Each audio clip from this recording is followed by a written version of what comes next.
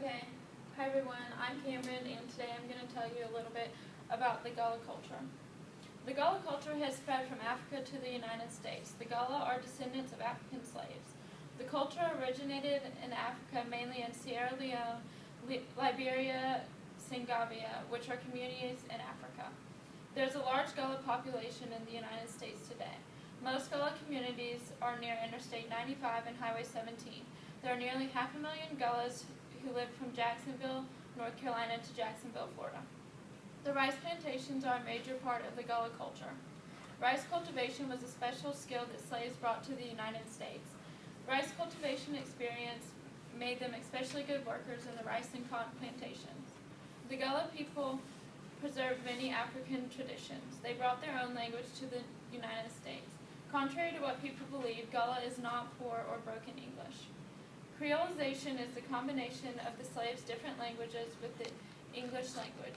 Slaves coming from different communities of West Africa had similar but distinctive languages. The Gullah language has its own rhythm. Gullah is spoken softly with a rolling rhythm. Gullah sounds like English, but there is a West African influence in its intonation and stress.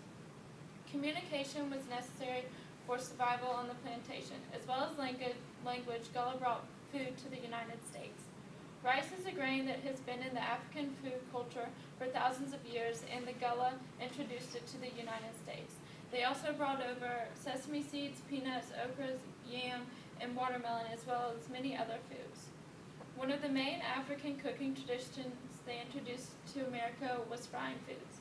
The Gullah food is important to the culture, but their rituals are extremely important as well. Rituals are significant to the Gullah culture in many ways. Throughout the day, spirituals were sang in the fields. The shout is hand clapping and footwork rather than a song. It consists of call and response, singing and rhythmic dance movements in a counterclockwise circle. Another ritual that is important to the Gullah culture is they painted their doors or porch ceilings blue, and they believed this would help ward off the evil spirits. Storytelling was also a big part of their culture. Their stories often involve competition among animals.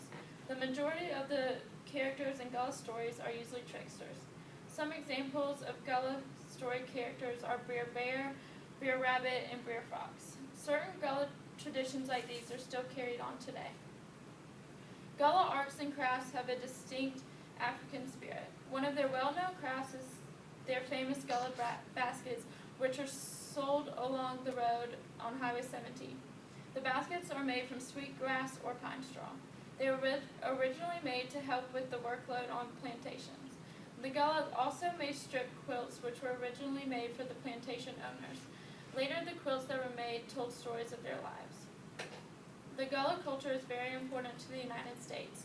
The U.S. government preserves and protects the Gullah culture.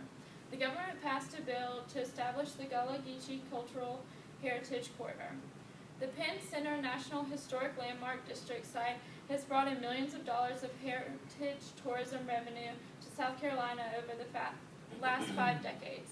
The historic preservation of the Gullah people and their history are embodied in the Penn Center.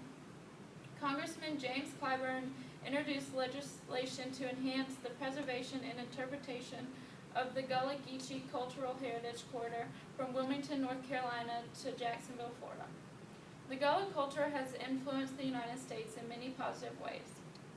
From their traditions that started many years ago to the foods that they brought over that we eat on a daily basis, the Gullah culture continues to live on in the United States. The resources I used to gather information were from the Gullah Geechee Center, Ultimate Gullah, the Penn Center, Yale, and Teaching U.S. History.